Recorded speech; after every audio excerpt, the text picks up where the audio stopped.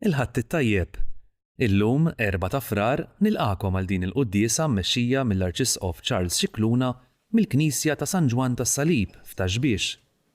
Jikkonċelebra il-Kappillan Patri Salvino Spanjol flimkien ma' Patri Alfred Vassallo, Patri Manuel Aquilina u Patri Renald Lofreda.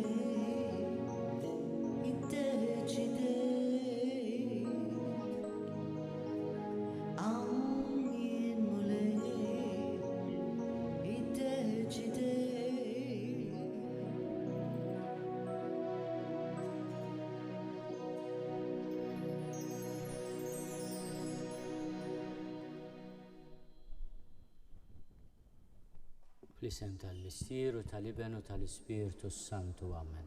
Il-paċi magħkom.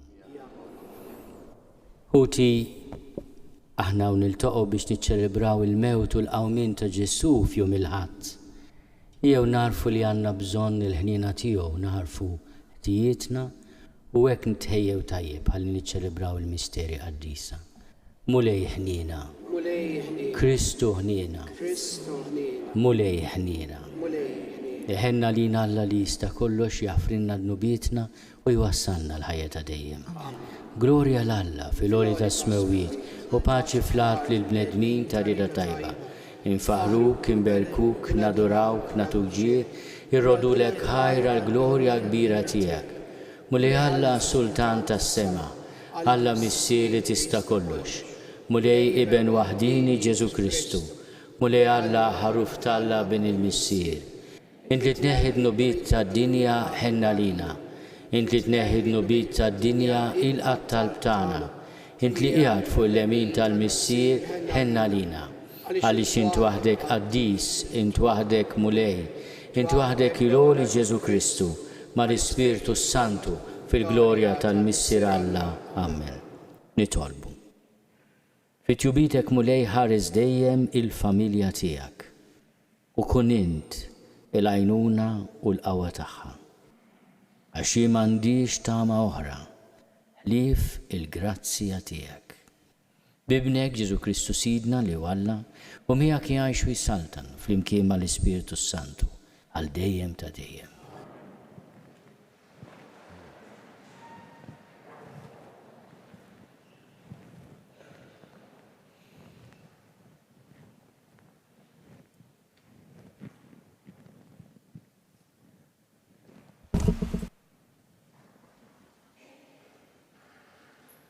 Qari mill-ktieb ta' Ġobb. Ġobb tkellem u qal ħajjet il-bniedem mhix forsi xogħol bil-fors fuq l-art u għomru mhux bħal jiem il-ħaddiem mikri bħalma l-sir jixxenna għaddell u bħalma l-mikri jistenna l-ħlas hekk xhur firħa kienu semi u li dwejja messew lili jekk nimtet ngħid meta se nqum. U meta nqum ngħid meta se jidlam.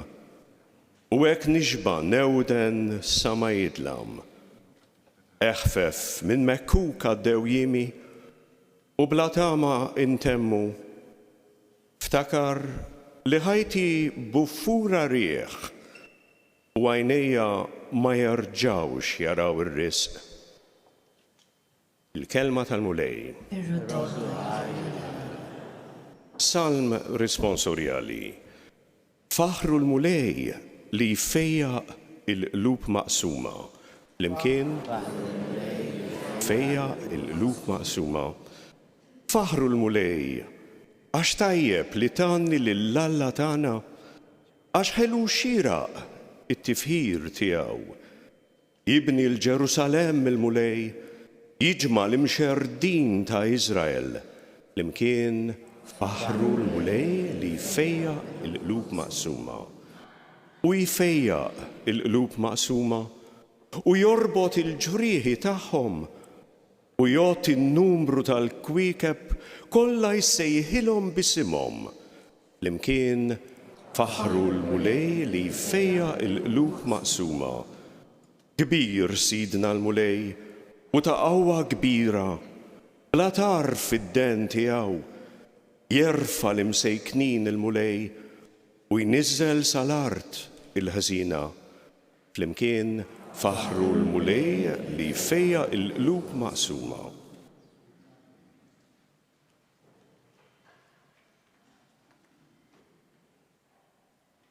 Qari mill-ewwel ittra ta' San Pawl Apostlu lil Korintin. Uti. Jekk jien inxanda l-Evanġelu, m'għandix biex niftaħar. Jien obbligat nagħmlu dan. Ħażin għalija jekk ma nxandarx l-Evanġelu. Jekk dan nagħmlu mir-rajja, ikolli dritt tal-ħlas.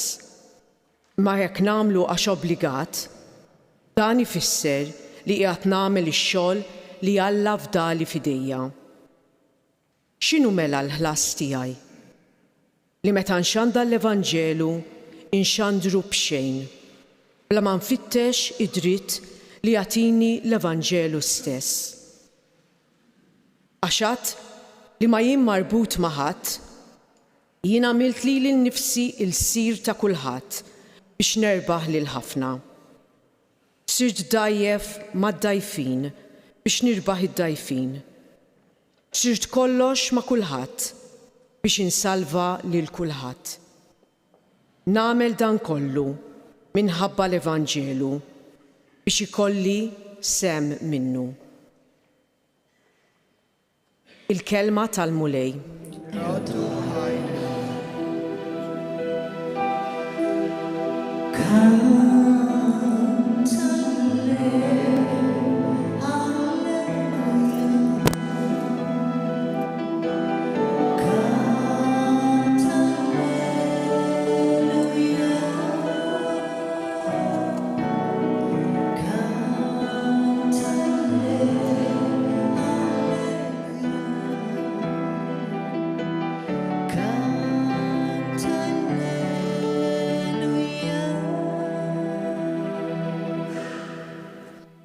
Kristu refa' fuqu id-djufija tagħna u tabba bil-mart tagħna.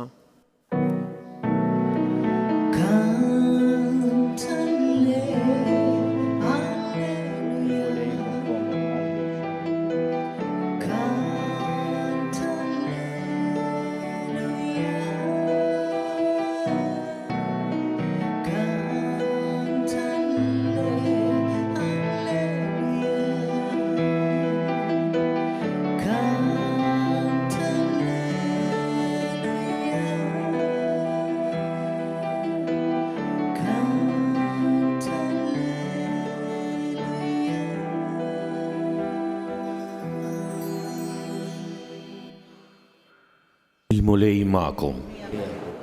Qari mill-Evanġelju skont San Mark. Dak iż-żmien Ġesu u d-dixxipli ħarġu mis-sinagoga u baqgħu sejrin ma' Ġakbu u Ġwanni għand Xmun u Ndri. Issa il-mara ta' Xmun kienet fis-sodda bid-deni u malajr qalulu biha. Resaq lejha qabada minn ida u qajjimha. U d-deni ħallija u bdiet isservihom. Fil-għaxija mbagħad fi nżul ix-xemx ħadulu qudiemu lil dawk kollha li kienu morda jew li kienu maħkuma mix-xitan. U quddiem il-bieb inġabret il-belt bi ħġara.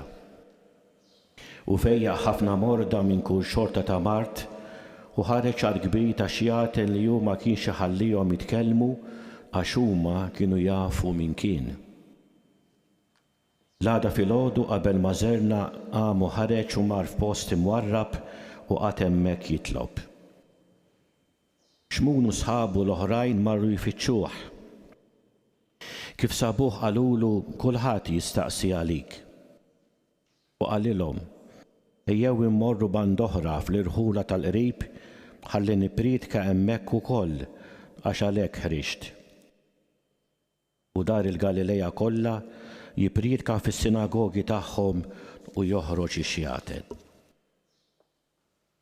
Il-kelma tal-mulej.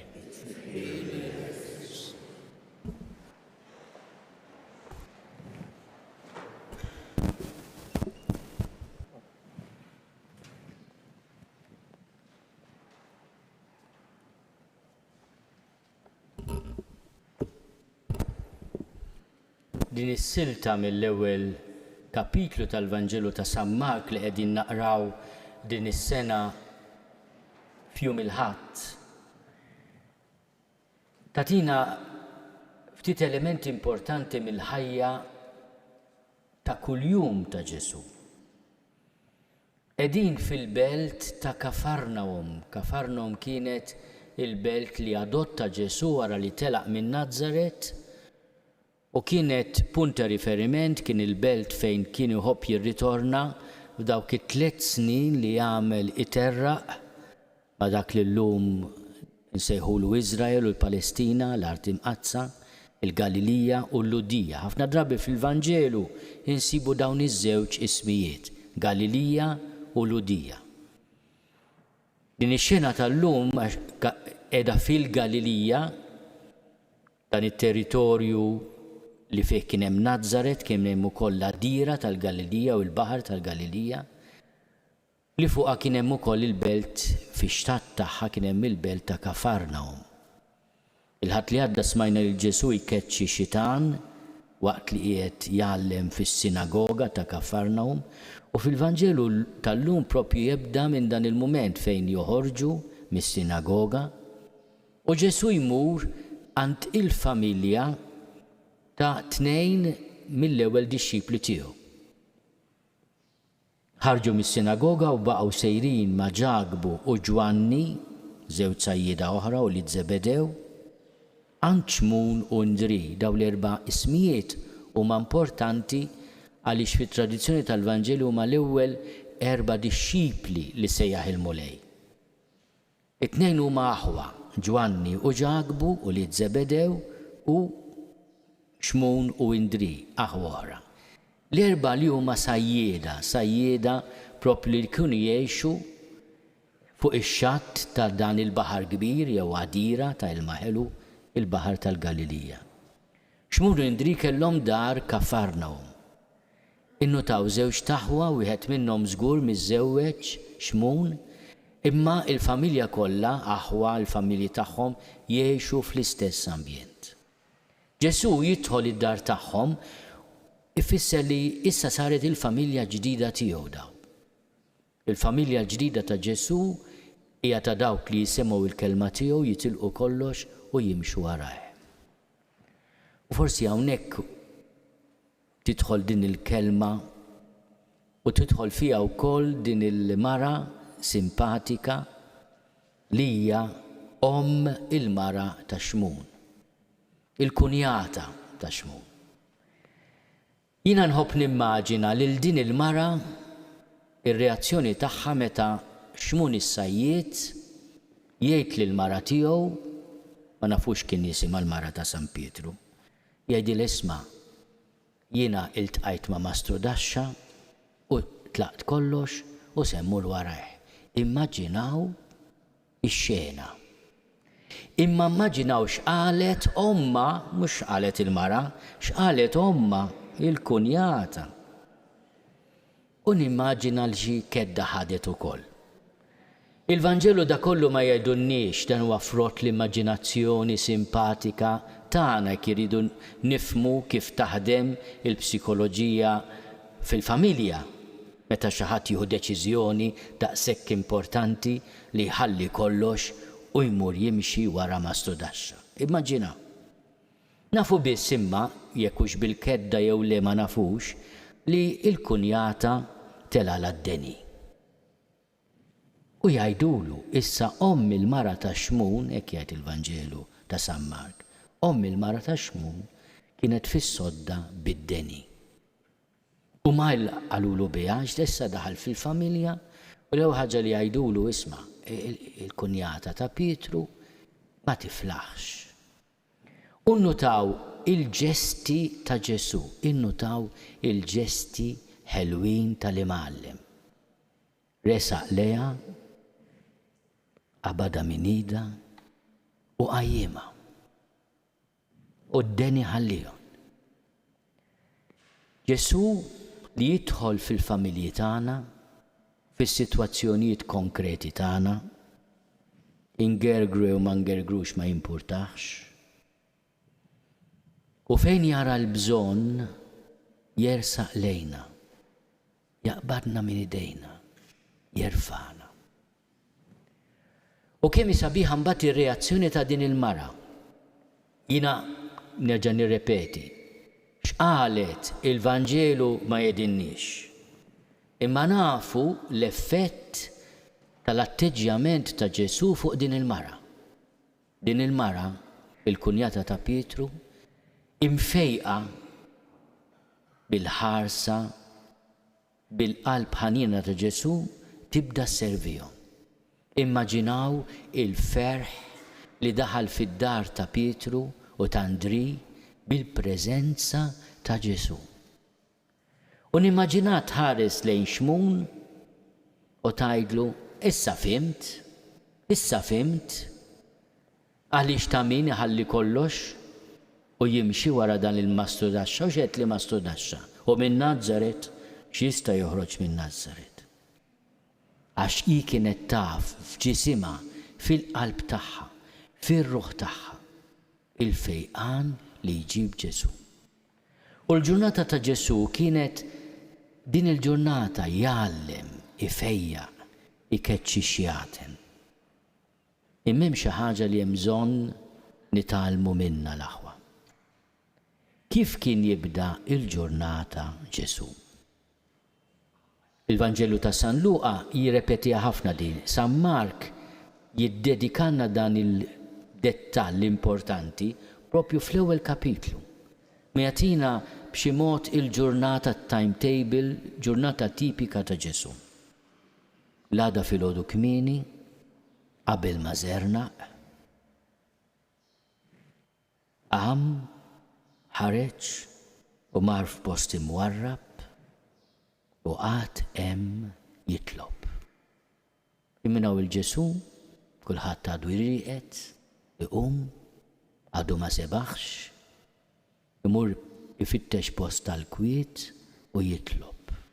Il-mulej, li ben ta' Alla magħmul bniedem.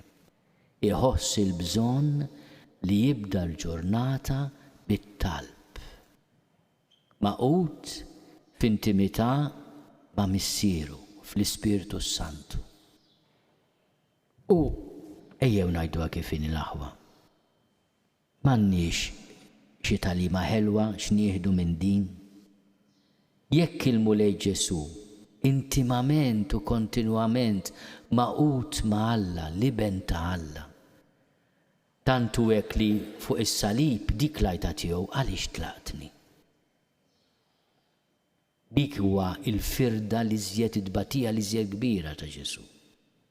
Li ġarra fuqu biex jifdija minna, biex jifejjaqna minna, biex jifejjaq il-momenti meħta nidbedu.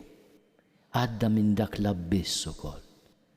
Imma jekku il-bidu tal-ġurnata kienet għalih il-moment fejn ikun f'intimità mal-missier. Aħna minn aħna l-aħwa biex ngħidu dak huwa ħin moħli jew li m'għandni bżonn nitolbu. Għax it-talb mhux tirrepeti xi ħaġa bl-amment, it-talb bl-amment jgħinha, jiena talba li tgħinni ħafna pereżempju hija t-talba tar-Rożarju.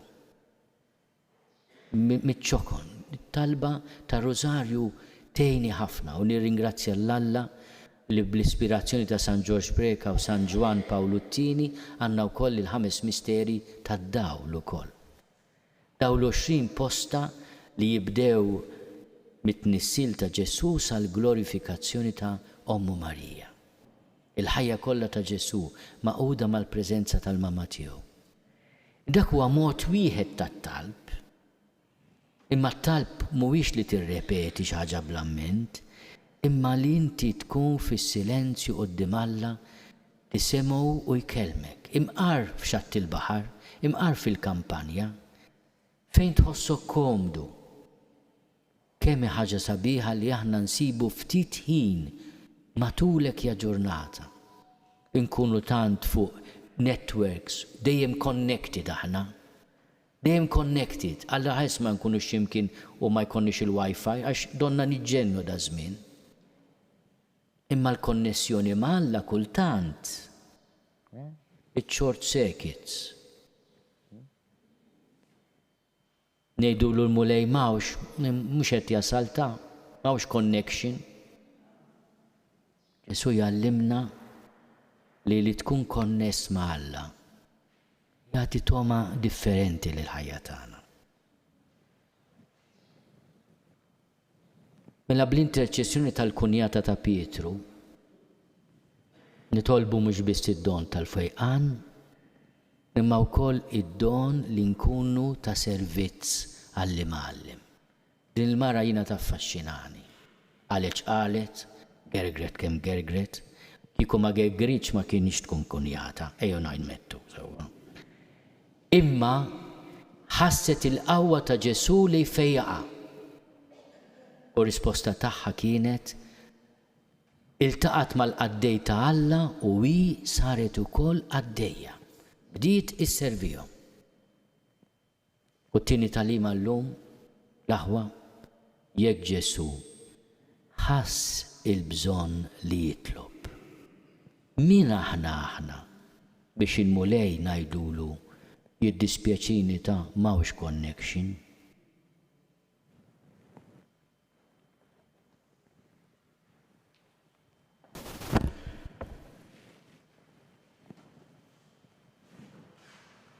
Jiena nemmen f'Alla wieħed il-missier li jista' kollox, li ħalaq is-sema u l-art, dak kollu li jidher u dak li ma jidhirx. U f'mulej wieħed Ġesu Kristu iben waħdini ta' Alla, imnissel minn missier qabel kull żmien. Alla minn Alla, dawl minn dawl, Alla veru minn Alla veru. Imnissel mhux magħmul, natura waħda mal-missier u bih sar kollox. Niżel mis-smewiet għalina l-bledmin u għall-fidwa tagħna. U ħal-ġisem bis-seta tal-Ispiritu Santu minn Marija Verġni u sar bniedem. Salbuh għalina bata ta' Ponzju Pilatu, miet u difnuh. U fit-tielet jum qam minn bejn l-imwiet skont il-kotba mqazza. U tela s-sema u qiegħed fuq il-lemin tal-missier. U għandu jerġa' jiġi bil-glorja biex jagħmel ħaq bil-ħajjin u mill-mejtin. U s-salna tiegħu ma jkollix tmiem. U fl-Ispiritu Santu mulej li jagħti l-ħajja, li ġej mill-missier u mill-liben, li hu meqjum mweġġa flimkien mal-missier u mal-liben, u li tkellem fom il-profeti. U fi knisja waħda, qaddisa, kattolika, apostolika, nistqarma mudija waħda għal maħfra ta' dnubiet, u nistenna l-qawma mill-imwiet u l-ħajja ta' żmien li ġej. Amen. Fid-dawl ta' din il-kelma ta' Ġesu nitolbu li l-Ispiritu Qaddis tal-mulej jimla l-qalb tagħna blaċċ biex inkunu dejjem konnessi maqudin mal-mulej fit-talb. Nitolbu għal kull min u marit, għal kull min hu għaddej minn mument diffiċli ta' ansjetà, ta' nkwiet, biex il-mulej jersaq lejna, jaqbadna minn idejna, iqajjimna mill-ansjetà u l-inkwiet tagħna. Nitolbu. Smana nitolbuk mulej. Fil-bidu ta' din is-sena nixtieq nagħmel talba speċjali għall-istudenti kollha li din is-sena għandhom xi eżamijiet ibsin fix-xhur li ġejjin biex il-mulej ikun id-dawl tagħhom, ikun il-kuraġġ tagħhom, parir ċkejken ukoll għalkemm din it-talba issa l-mument li tistudja mhux sija qabel l-eżami. Nitolbu biex ikollhom dan id-dehn, nitolbu. Smana nitolbuk mulej. Nitolbu għall-familji kollha tagħna biex iħossu l-preżenza ta' Ġesu li jidħol fostna, jgħallem, ifejjaq, ikeċċi xjaten. Nitolbu. Smana nitolbuk mulej. Kulħadd jagħmel talba personali f'qalbu.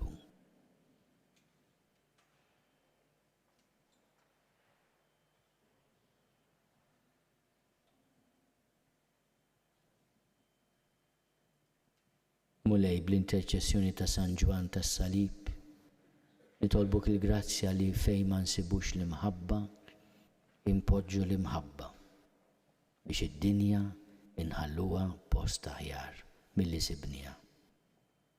Bi Kristu Sidna.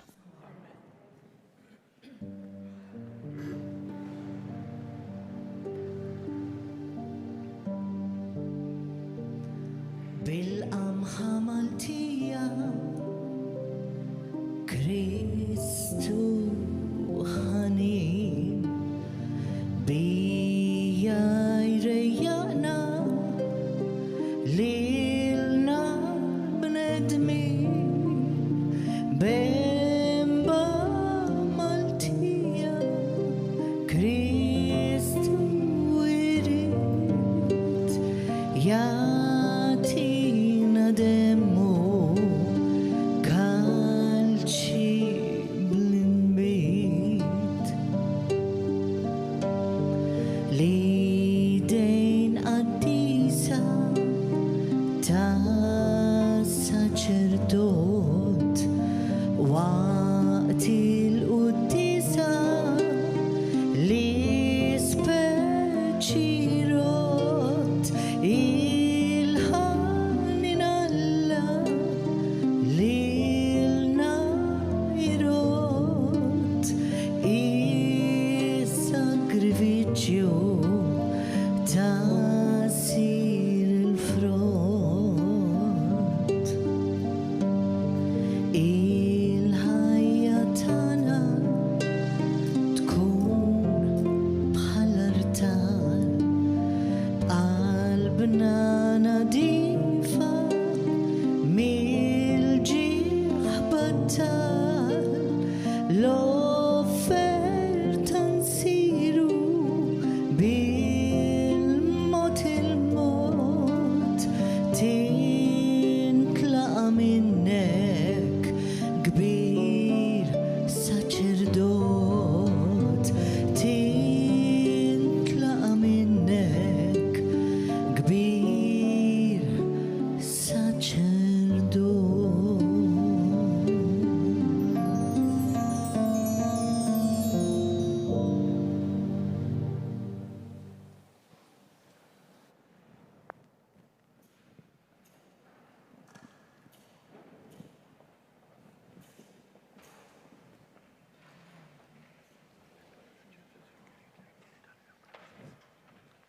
Tolbu ħuti biex is-sagrifiċċju tiegħi u tagħkom ikun joġob lil Alla l-Missier li jista' kollox.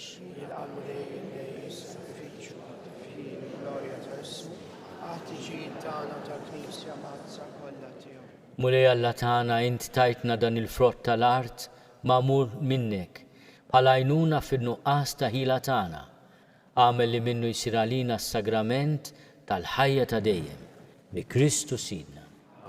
Il-mulej ma'kom. Nerfgħu lubna l-fuq. Niżuħaj l-mulej Alla-tagħna. Sewwa u xieraq tas-sew mulej missier qaddis, Alla ta' dejjem li tista' kollox. Tajjeb u taġi tas-salvazzjoni tagħna li dejjem u kullimkien nrodulek ħajr bi Kristu Sidna. U ħenna lina fil-miżerji tagħna u oġbu jitwielet minn verġni. Miet fuq is-salib biex jeħlisna mill-mewt ta' dejjem u rxox tal-ħajja biex jagħtina l-ħajja bla tmiem. Għalhekk mal-anġli u mal-arkanġli, matroni mad-dominazzjonijiet, ma' tajja kollha tal-eżerċiti tas-sema, intennu l-innu tal-glorja tiegħek u ngħidu bla qiegħda.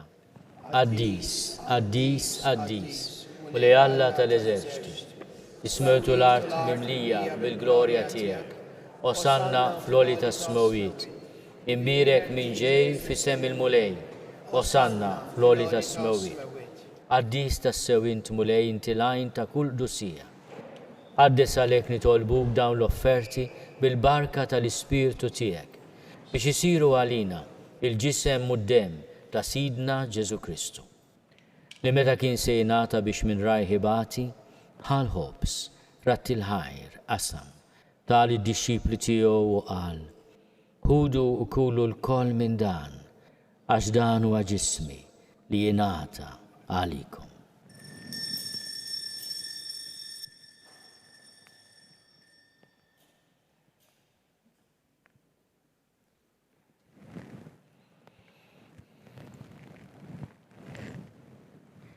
Ekku kol wara l-ikla ħal-kalċi reġerat il-ħajr, tal id-disċipli tiegħu u qal: ħudu u ixorbu minnu l-koll, għax dan huwa l-kalċi ta' demmi tal-patt il-ġdid li jibqa' għal dejjem. Id-dem li jixxerret għalikom u għal-bnedmin kollha għal-maħfra tal-nubiet. Għamlu dan tifkira tiegħi.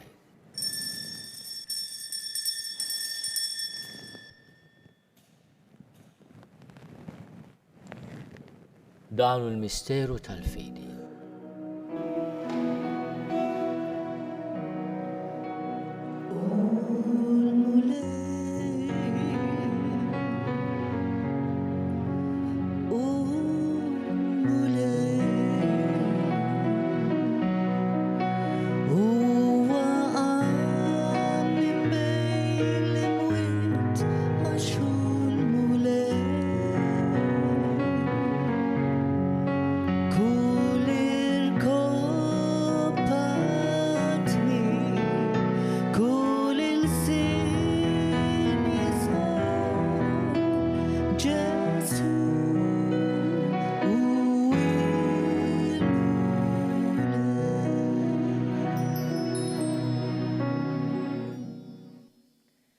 Għalhekk aħna u nagħmlu dan tifkira tal-mewt u l-qawmin ta' Sidna Ġesu Kristu, nofrulek mulej il-ħobs tal-ħajja u l-kalċi tas-salvazzjoni. U rodulek ħajra xogħġbok tilqana hawn quddiemek biex naqduk. U miċ-ċokon tagħna nitolbu li l-Ispirtu Santu jaqadna f'ġisem wieħed, lilna li nieħdu sehem mill-ġisem u d-dem ta' Kristu. Takar mulej fil-Knisja tiegħek imxerda mad-dinja kollha. Wettaqa fl-imħabba fl-imkien mal-Papa Franġisku, miegħi għaddej tiegħek mingħajr ma jistoqli, mal-Isqof Joseph li qed jgħinni, mal-Isqof Anton u mal-Ministri tiegħek kollha. Takar ukoll fħutna li raqdu bit-tama tal-qawmien, takar fil-mejtin kollha. Daħalhom quddiemek fid-dawr tas-seb tiegħek. Ħenna lina l-koll nitolbu, kagħti lilna wkoll il-wirt tal-ħajja ta' dejjem. Flimkien mal-Veġni Mqazzom Malla Marija, mal-Arus tagħha San Ġusepp, mal-Apposti u l-Qaddisin kollha li jgħixu fil-ħbiberija tiegħek sa mill-bidu tad-dinja, għamel li magħhom ifaħruk u nsebħuk b'Ġesu Kristu ibnek. Bi Kristu, ma' Kristu fi Kristu. Jingħata lilek Alla missier li tista' kollox, flimkien mal-Ispirtu Santu, kull ġieħu glorja għal dejjem ta' dejjem.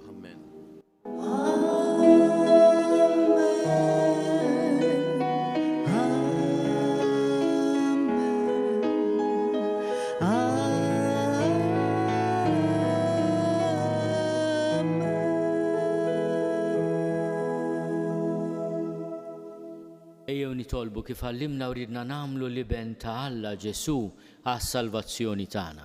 Missierna li inti fis-smowwiet, jitqaddes ismek tiġi saltnatek, ikun li titin kif is-sema ekda fl-art. Obstna ta' kuljum matina llum, aħfrinna dnubietna bħalma naħfru li minnu ħati għalina. La ddaħalniex fit-tiġrib iżda eħlisna mid-deni. Eħlisna nitolbuk mulej minn kull deni. Għatina fit-tiebu ħnina tiegħek il-paċi fi żmienna. Biex inkunu ħilsa dejjem mid-dnub u mħarsa minn kull inkwiet. Aħna u nistennew u nittamaw ilejna u l-miġja tas-Salvatur tagħna Ġesu Kristu. Mulej Ġesu Kristu li għat lill-apostli tiegħek, inħallilkom is-sliem, natikom is-sliem tiegħi. La tħares lejn dnubietna. Iżda ħares lejn il-fidi tal-Knisja tiegħek. Għad jaslimu l-għaqda li jien trid fiha, int li tgħixu s-saltan għal dejjem ta' dejjem. Il-paċi tal-mulej tkun dejjem magħkom. Għatu l-paċi lil xulxin.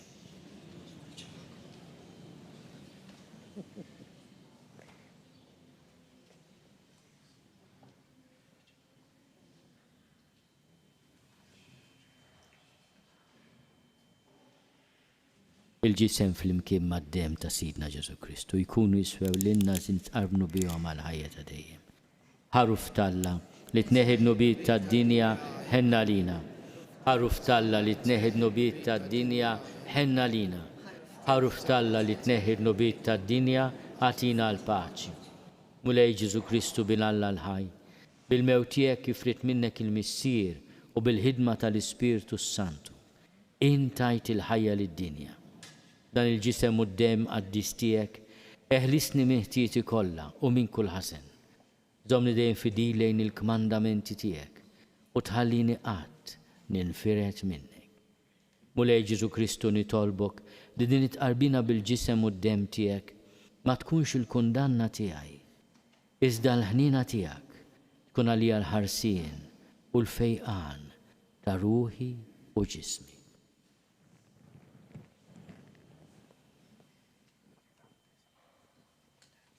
Danu l-ħaruf talla, danu li neħid nubiet tad-dinja. Ħenin dawk li huma mistiedna l-ikla tal-ħaruf. Mulej ma jistoqlix titħol ta' tissaqaf tiegħi, iżda biss kelma waħda u ruħi tkun infejha.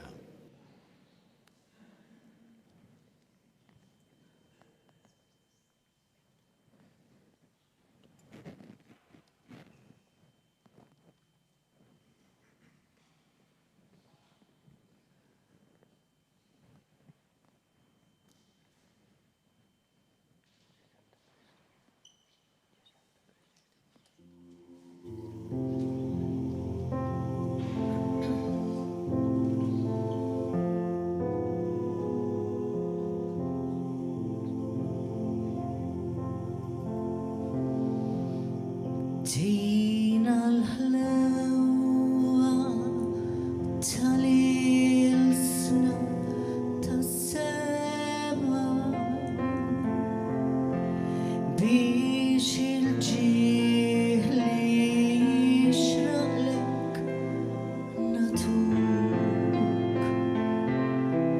qalb ħanina li tader li taħfer kif ħabbejt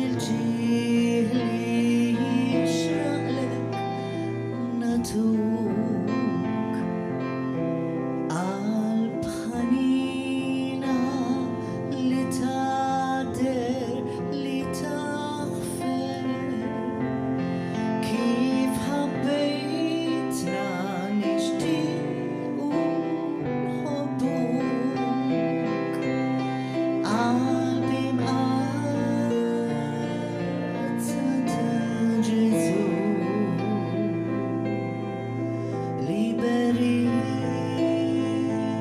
تتفرج كيكني كبس فينا إنا تمحبتك وزومنا مين ياكي مهدني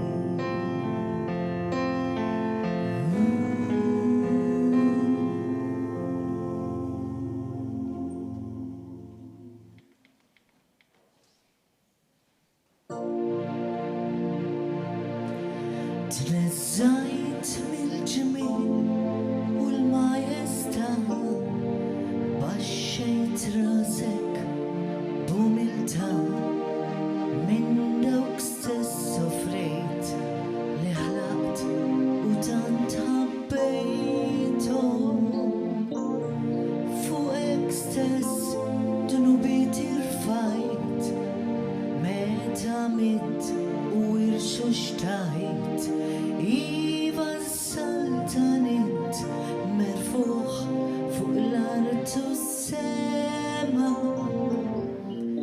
من قلبي ريت نقيمك ولي بمحبتك انت ربحت لي off a day عالديم تديم نبقى نحبك وليامت انت وحدك بس حياتك تايت بيش ليلي هلست لحني نولي لك جسو الريت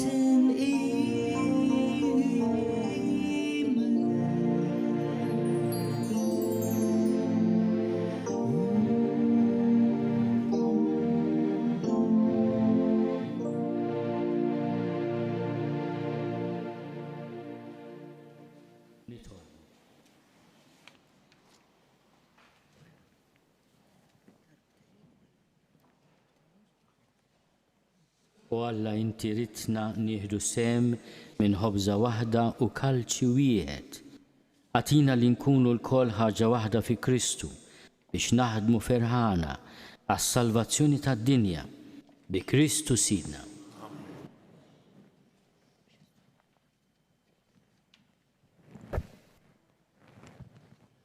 Nixtieq qabel nagħtikom il-barka nirringrazzja ħafna lil Patrijiet Terezjani, lilek ukoll Kappillan Patri Salf. Sirna saċerdoti flimkien ilu naqra fil-1986, ilu ftit, many moons ago kif jgħidu. Nitolbu ħafna għal-jom, nitolbu għal-vokazzjonijiet. Hu pjaċir anke nara li hawn xi żgħażagħ fostna hija ħaġa sabiħa ħafna li nkunu l-koll familja waħda. Ġenerazzjonijiet differenti qed nara komunità żagħżugħa ta' ġifieri ma ifhimni hawn minnu żagħżugħ iżjed minn oħrajn. U jiena nixtieq ukoll nitlob barka speċjali fuq din il-parroċċa dedikata li San Ġwan tas-Salib u nitlob ukoll għall-familji kollha tagħna. Il-mulej magħkom. Iberikkom Alla li jista' kollox, il-Missier u l-Iben u l-Ispiritu Santu. Morru fil-paċi ta' Kristu. Nanni li ismek kultivi Mule li ismek kultivi Mule għali xi ismek bir jixraqlu kultivi Nanni li ismek kultivi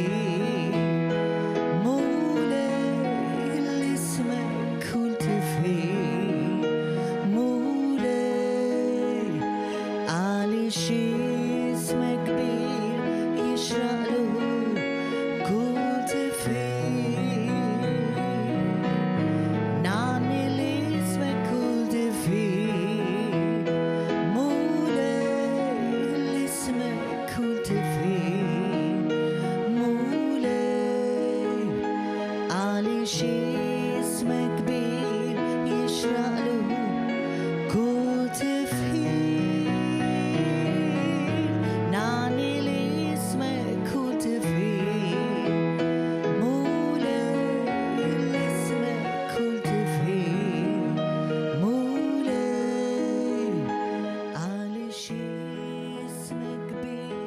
Il-Patrijiet Karmelitani Terezjani bdew jibnu l-kunvent tagħhom f'Taxbiex fl-1948 fuq art li ngħatat lilhom mill-baruni Pietro Paolo Testaferrata Moroni Viani. Il-Knisja bdiet tintuża fl-1958 u saret parroċċa fl-ewwel ta' Ġunju 1969. Ġiet ikkonsagrata 20 sena wara. Fl-1971 twaħħa l-kurċifiss tal-azzar ta' 4 metri mal-faċċata tal-Knisja. Taħt il-kurċifiss hemm il-frażi fejn m'hemmx imħabba, qiegħed l-imħabba u tieħu l-imħabba. Grazzi tal-li naqadtu magħna l din iċ-ċelebrazzjoni. Infakru li t-tfal jistgħu jsegwu liturġija tal-ħadd u tarif ieħor fuq il-website bkids.mt. Nawguralkom il-ħadd it-tajjeb.